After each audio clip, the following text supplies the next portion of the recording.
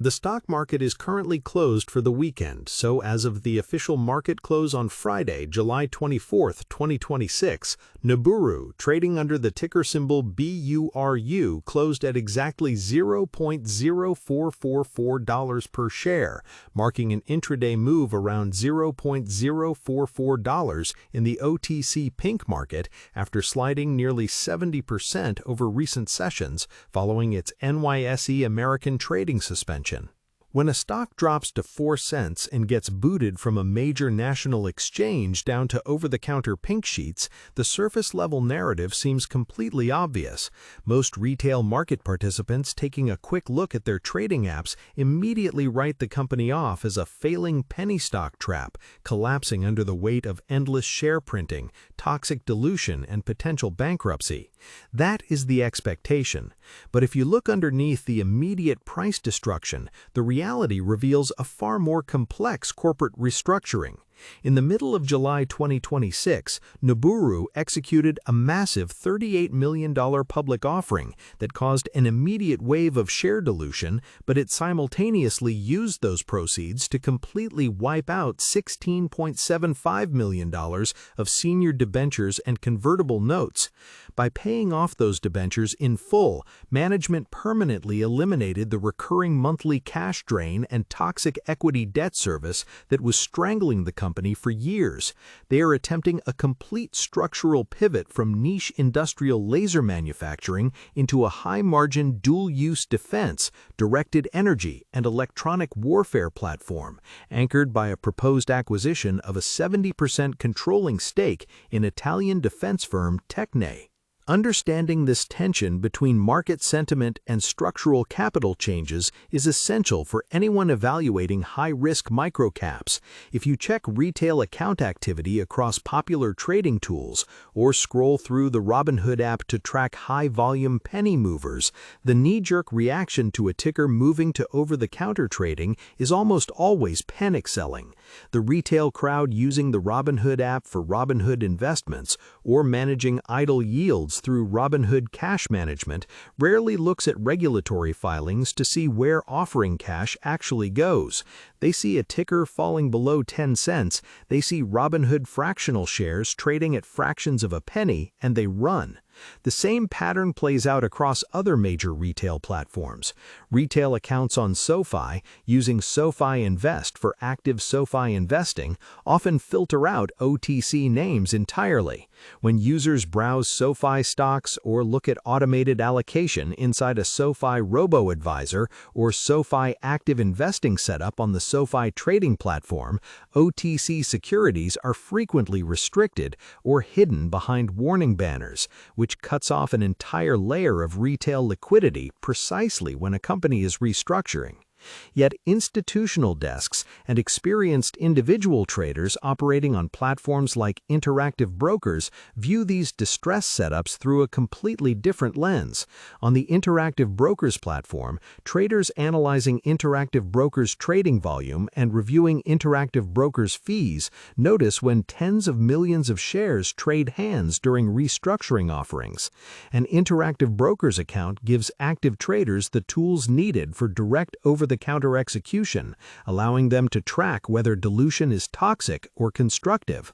Unlike simple retail tools, Interactive Brokers trading flows highlight whether institutional capital is taking down warrants to fund concrete acquisitions or simply shorting a death spiral. The recent price collapse in NUBURU stock traces directly back to the structure of its funding round closed in mid-July 2026. The company priced a public offering to raise $38 million in gross proceeds by issuing roughly 244 million common shares paired with Series B preferred shares and pre-funded warrants at an effective price of $0.1555 per unit. At the time of pricing, that figure actually represented represented a 30% premium to the prevailing market price. However, because the sudden influx of over 200 million new shares expanded the total float dramatically, the market reacted with extreme selling pressure. The sheer supply of new equity overwhelmed daily buying interest, dragging the share price below the 10-cent threshold that NYSE American requires for continued listing.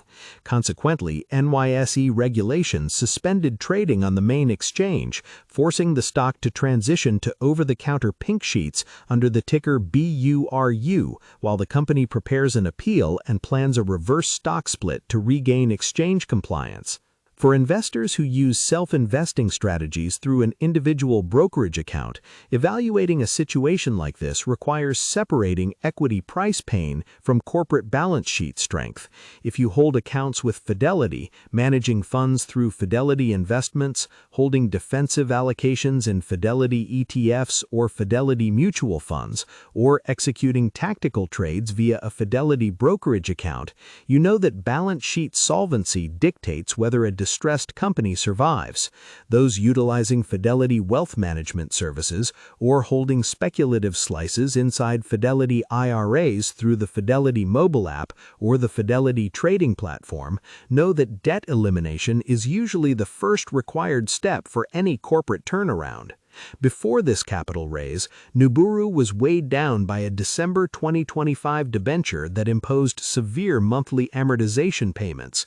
Every single month, management was forced to siphon off precious cash or use equity line proceeds just to keep lenders at bay, leaving almost nothing for commercial development or operational growth.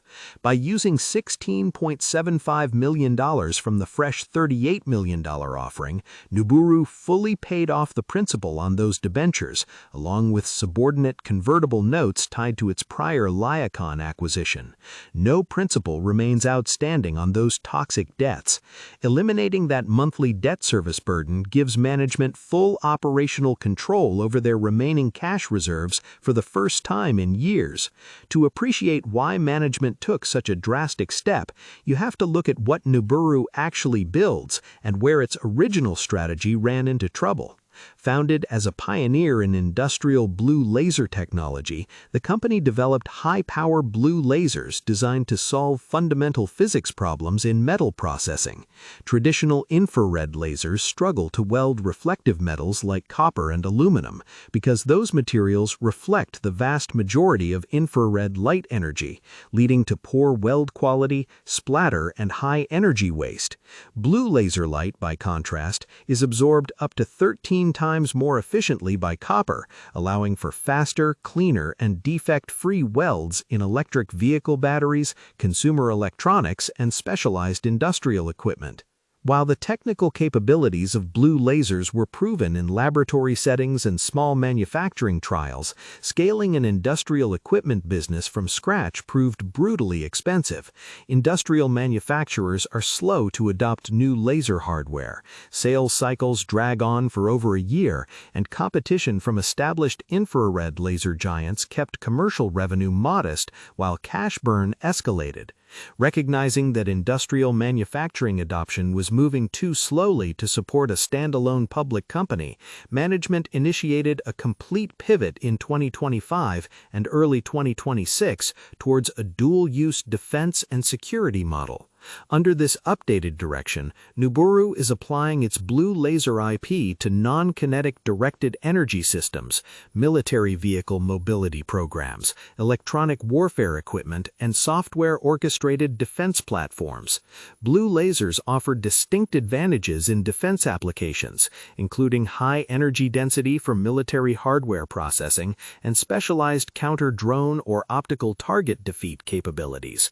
To accelerate this pivot, NUBURU signed an agreement to acquire a 70% controlling interest in Tecne SPA, an established defense and security contractor in Italy. Tecne brings existing defense contracts, specialized military vehicle manufacturing, and tactical communication systems to the table, providing immediate revenue and government client channels that NUBURU lacked as a pure-play component supplier. However, executing an international defense deal requires navigating strict regulatory hurdles.